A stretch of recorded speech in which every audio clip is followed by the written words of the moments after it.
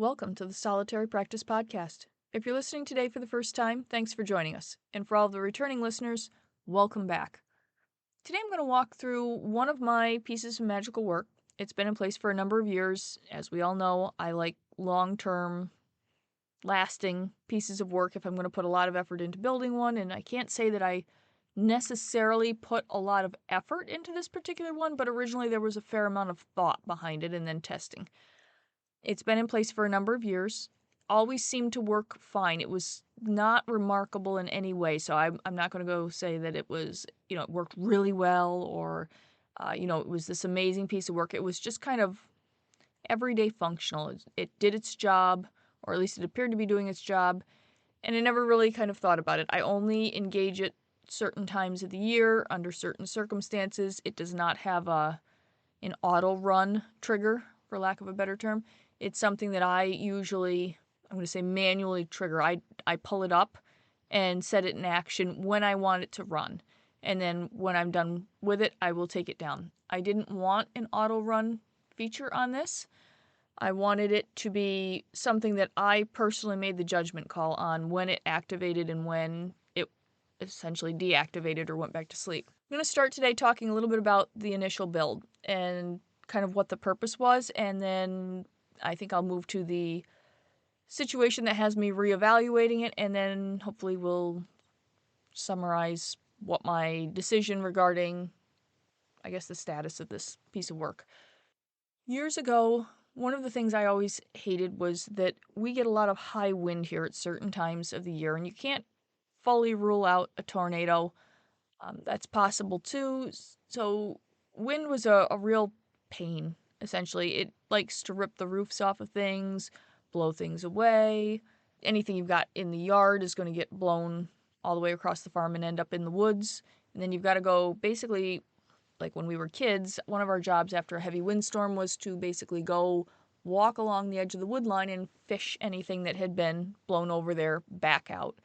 And it was always surprising, all of the odd things that we would find that did blow over there.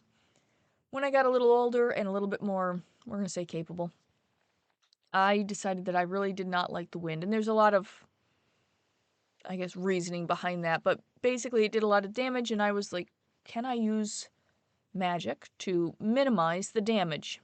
And here comes, the train of events. So I spent several months thinking about, how would I do it? What is the best way to do it? What is the form? What would be the function? How am I going to anchor it? And to be honest, I spent some time looking at basically, I guess, what we consider engineering, physics, those kind of things, retaining walls. I spent a lot of time looking at retaining walls and that system. And ultimately, I decided on I'm going to say small. I could have made this very, very large, but ultimately I decided that my primary concerns were the houses. At the time, one of the houses had shingle roofs. Most of the roofs here are steel or, some kind of a metal roof. And we had one house that had shingles on it. And every time the wind came up, it blew shingles off the roof, and then you'd have to go up and you'd have to replace the shingles. You have to pick the shingles up out of the yard. You get the picture. The shingles were a real pain. But at the time, it wasn't financially feasible to replace this entire roof with a metal roof. It was very expensive and just basically not in the cards at that point. So I needed a way to stop these shingles from getting blown off this roof, and also just to prevent wind damage, hail, those kind of things. I didn't want it. One of the houses at one point had hail hit the one side, and it put all these dents and holes in the siding, and, we had to get all that fixed. It was a pain. And I was like, well, I think maybe I should try a magical fix for this. So ultimately, I decided to do what I guess would be considered kind of like a retaining wall. And it's going to come up in a curved manner, so it's going to curve gently around the houses on the windward side. It's not super wide because the houses are more or less in a line, so if you can get kind of the width just right, you're okay. But there was a lot more to it that, okay, we're going to do this section. I curved the section because, of course, you're dealing with air, and air is just going to kind of flow somewhat like water. And so it curved barrier, for lack of a better term, isn't going to give it really any place to catch. You don't want corners, you don't want pockets, you want it to be really, really smooth. And then, not only do I want it to kind of curve around, I want it to curve up over so that you're basically, when that wind is coming along the ground really, really fast, it's going to go right up over the top. Very aerodynamic. I don't know how else to explain it to you. And then I didn't want it to collapse under the pressure because let's be honest, being wind can exert a lot of pressure when it so chooses to do so. It's still air, it's an element, and yeah, it can be problematic. We're already having problems with it. Why would I set something up to fail? To assist with the counterweight, to keep it from collapsing under the weight, I needed to use something kind of big and flat, and that the downward pressure would make it hard for it to kind of tip up. Ultimately, what I decided to do was I decided to work this right into the bedrock. There is a lot of granite bedrock down, not too deep here. I could reach it, and I know the common, I guess, thought is to just, okay, we're going to build a wall, and it's going to come down in one particular spot, but I didn't want it to be like that. Now, if you think about a tree, the roots spread out around the base, and then when they come up out of the ground, they're kind of curving up, but it's usually thickest at the base and thinnest at the top. And I wanted something very similar for this barrier. Honestly, I wasn't thinking so much tree, but tree seems like a really good way to describe it, and I think a lot of people are familiar with how a tree looks, so that's probably the best example I can use. Then when it kind of thick at the base with a wide spreading root system, and anybody that's familiar with retaining walls and how those are built, and you're using that weight on the one side to basically reinforce it and hold it up, and that's pretty much how I did it here. I'm not sure if that's going to make sense or not, but anyway, I needed a large base, and that bedrock was, I'm going to say, close to the surface. It's not, if you were digging it by hand, it would not be close to the surface, but for magical purposes, it was close enough. I spent a little bit of time deciding on how I was going to basically energetically fuel this thing. It is, for lack of a better word, it's more of an energetic barrier. I need it to have some flex and some give. It does not need to be super rigid. You need it rigid enough to hold shape and obviously direct the wind, but you don't want it so rigid it's got no give to it and it snaps off under pressure. They were all things that I kind of had to tinker with. We got into it in the testing phase. I broke it like 4 different times. I can't tell you how many times all the local entities came and showed me just how wrong I was doing it. So we broke it a number of times, snapped it off. I was surprised. I thought that it would snap either at the top or the bottom, but it really tended to snap and break over more just above halfway. I had it a little too, I'm going to say, thin at the top. It was not strong enough to handle that, so you get that pressure partially up, but then it would become too much for it and it would fold over. So we had to rework that several times until I got it right where I wanted it. From there, I went ahead and built it, and basically it is dormant most of the time, laying in the bedrock underneath the farm here. When high wind comes up, I'm fussy about the wind anyway, so it's not like I could ever sleep through it. I'm a fairly light sleeper if I do sleep, so I hear the wind, and basically it's my, I guess, decision whether or not to pull this up and activate it or not. The first few years I used it, I probably used it a little bit more than was strictly necessary, but I figured, if we're going to break this thing in production, let's do it early and not 5 years from now. I still had an interest in working out all the little bugs in the system, so it seemed better to do it sooner than later, and that meant that I ended up working it more than I probably needed to in the first year or so.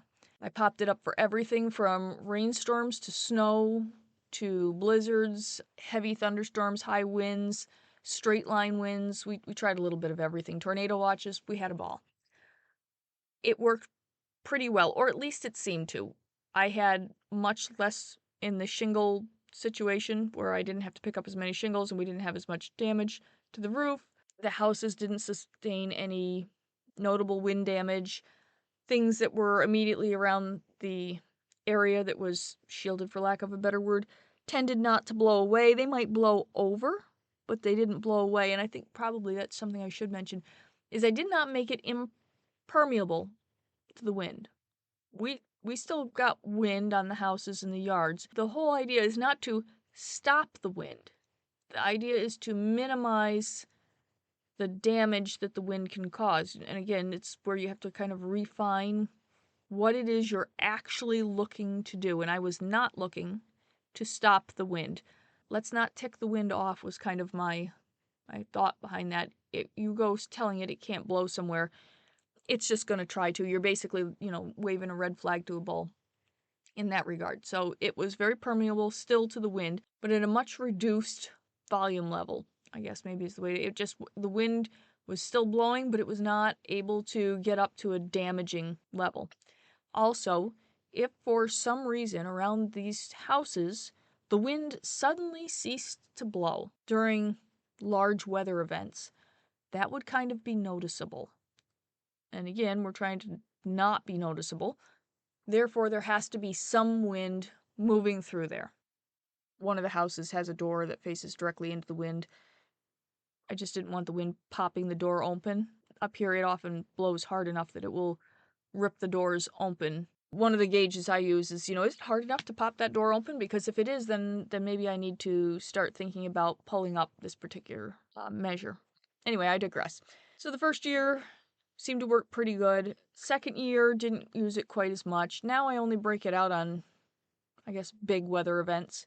Times when I kind of think, all right, I've seen the weather. We've got, tornado warnings or straight line winds or something big, heavy lines of thunderstorms, those kind of things. That's when I usually break it out, and it's almost always sometime in the middle of the night. It's a very rare occurrence for me to actually have to bring it out in the daytime. Nighttime, for whatever reason, seems to be the much more volatile time storm-wise, so only really just kind of swimming up out of a sleep and being like, oh, the wind doesn't sound right. Once you've been here long enough, you kind of know by the sound of the wind if you're going to have problems or not. So I'll wake up and be like, oh, no problem, and then I'll go back to sleep, or I wake up and think, oh, big problem, and deploy this little protective barrier. And I say little. Technically it's small, but it's not actually very small. If you were to go out there and stand and, if you could see it and look at it, you would realize that it's really not very small. It's just one of the smaller works that I've done, so I like to pick on it and call it small. And I've used it every year since for a very long time.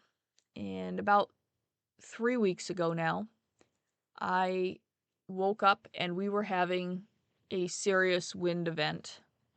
It's spring, was bound to happen at some point. Wind event was kind of wild.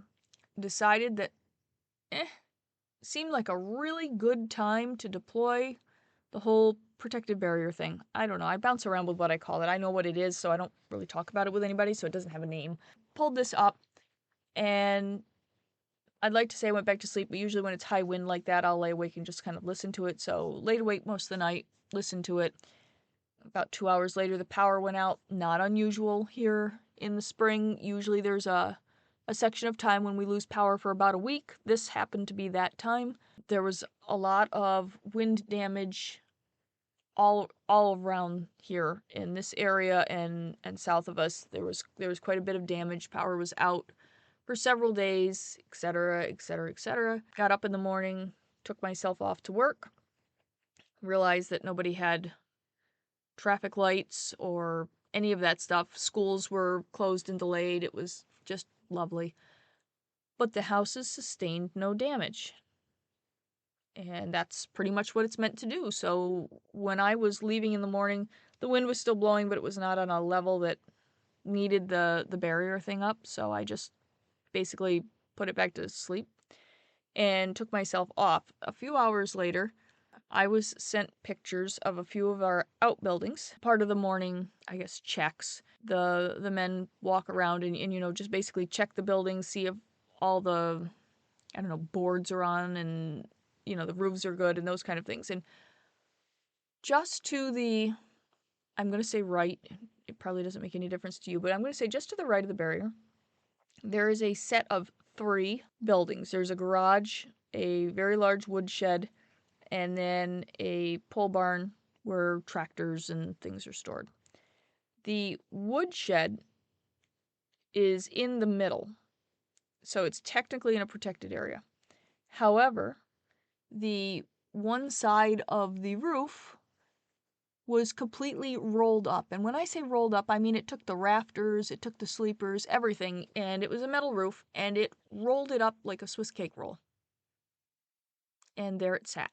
It didn't quite tear all the metal all the way off, so we didn't lose the entire roof, but much to the, I guess, consternation of the menfolk, there laid a roof that had been essentially rolled, rafters and all.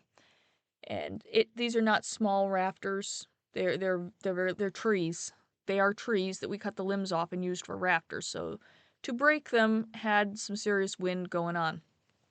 There was also some other stuff, boards off barns and whatnot.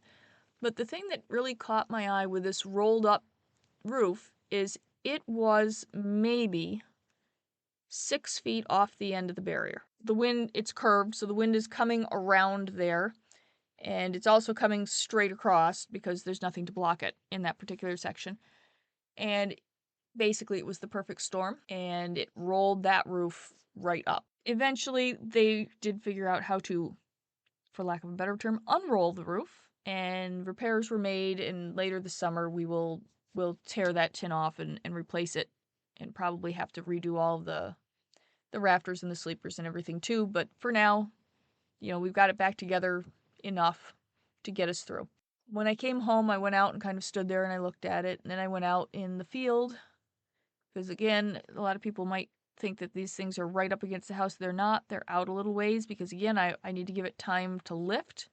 So you gotta, I guess, give it a little bit of a running start.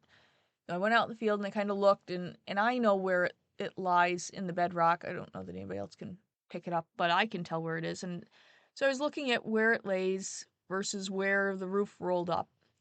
And it was just really kind of impressive because obviously this thing works great. I always kind of assumed that it worked. We haven't had much damage, no hail, no wind. We did eventually replace that shingly roof with a metal roof, so that's not so much an issue now. Not to say that it couldn't roll up a metal roof, but we haven't had any more roof problems. Things don't necessarily blow out of the yard, but again, nothing dramatic is happening, so you kind of don't really think about it until you get something like this and you're standing there looking at it. And now I'm wondering, should I have extended this? I made it to protect the houses, and I know what my premise was back then, but clearly it does a really, really good job. So should I make it bigger? Should I have it encompass the garages and the woodsheds and all the little outbuildings so that they don't have this situation? Because if you think men unrolling a metal roof aren't cranky, you're 100% wrong. They are very cranky. I stood there and I thought about it for a while. I also considered the fact that because it is curved and the wind, it's coming across very quick, and then it hits this curve, and I am essentially funneling it off toward the buildings. Now, in my defense, when I built this, those buildings, other than the garage, the buildings were not there. These are newer buildings, so that wasn't something I took into account in my original build because they didn't exist. But now I'm looking at it going, well, I wonder if the wind coming straight across the field and then all the strength of the wind that I'm basically kind of rolling off that barrier didn't funnel and cause a little extra oomph, which, helped with the damage. Should I extend this? Should I take it down? And then I got into the whole, if I were to extend it, would I do an add-on or like a little addition to the work, or should I take the entire work down and rebuild it from scratch on a larger scale? That wasn't a lengthy debate.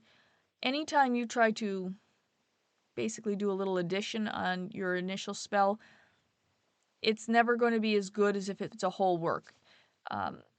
Patching things onto your original work is never going to be as smooth and seamless, obviously, as if it was all part of the original work. So eventually, I pretty quickly came to the realization that if I was going to do this, just because I am like I am, I would not add on to it. I just don't feel it would be structurally sound, or at least not as structurally sound as I want it. And so therefore I would either have to take the whole thing down and rebuild it from scratch, or just leave it like it is and know that, you know, these buildings are probably going to sustain damage periodically. It's been about a week and a half, 2 weeks maybe, closing in on 2 weeks, since I decided I had two choices. I have gone back and forth on which way I want to do it. Ultimately, I don't feel any urge, I guess, to actually do all the work to take down a perfectly good spell and then rebuild it. Yeah, I could rebuild it larger. I suppose it could be better. I don't know that bigger is always better per se. But yeah, I have just no interest in it. I am, I guess, academically interested in evaluating how well my work has performed, which incidentally I think it did a great job. Obviously, if roofs are rolling up and there's, tens of thousands of people without power for a week and all this is going on, but the houses don't have any damage, I'm okay with it. I think it's working fine and it really doesn't need an upgrade. But I did spend quite a bit of time thinking about it. I also consulted with some of the, I guess, locals that I'm closer to, the things I work with more often, and just bounce ideas off them. Like, this is kind of what I'm thinking, and you think I should do that. And we had a look at the, I guess, solidness of the bedrock. I know we all think of bedrock as being solid, but rock is neither smooth nor solid when it's bedrock. There are cracks and fissures and different things to take into consideration, so we kind of had a look at that, and ultimately I've decided not to change it. It's working really, really well.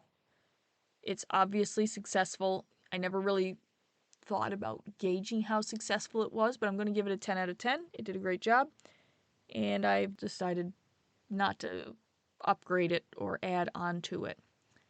Been pretty pleased with its performance. So that's kind of a run through on some of the more magical stuff I've had going on. I have loosed a couple of entities that I have not let loose in a couple. Well, it's been like closer to a decade when I think about it. Wow. 10 years goes by kind of quick.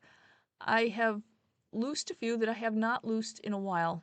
They are currently wreaking absolute havoc. The interesting part is I did not give them, I guess, restraints in the traditional sense. I've told them what I guess I've told them what's bothering me, what I don't like. Basically, it's kind of like, have a look at this. I don't like this. This annoys me. This affects one of my tiers. I don't like it. I don't want it. And I can't, or at least shouldn't, directly interfere. So I'm going to let you guys go. And you can do whatever you need to do within the restraints, because I can't actively interfere does not mean they can't actively interfere. And so I have let them loose. And I have a general idea, like we kind of, I'm going to say discussed, but it was more of we're going to call it a visual picture show, of what they might have for initial ideas is to do. And I didn't have any issues with anything. Like, it was nothing too crazy. So I'm just letting them go wreak havoc. Wherever they see opportunity, take it. They are thrilled. They're having a great time with it. There's all sorts of fun stuff happening, and I'm getting reports back periodically. I don't really care. Again, I'm not technically supposed to be involved, so I'm not staying involved, and as long as what I want happens when it happens, I really not too fussy about how it gets there. They know what will be considered unacceptable, and they know well enough to stay within the bounds. So yeah, they're out there having a really, really good time just messing stuff up. Trickster entities, I guess, with penchants for discord and havoc are definitely interesting beings to let loose. They will destroy things. I don't really care how they do it. I hope they have a good time. They'll be back when they're done, or I call them, whichever. But I don't intend to call them anytime soon. I'm going to let them go for a while. And I think I'll stop here for today. If you enjoyed today's episode, please share it with others. If you have any questions or have a topic you'd like to hear more about, you can contact me through my website at thesolitarypractice.com, where you'll have an option there to leave me an email or a brief voice message. As always, I appreciate your feedback, and thanks again for listening. I will see you next week.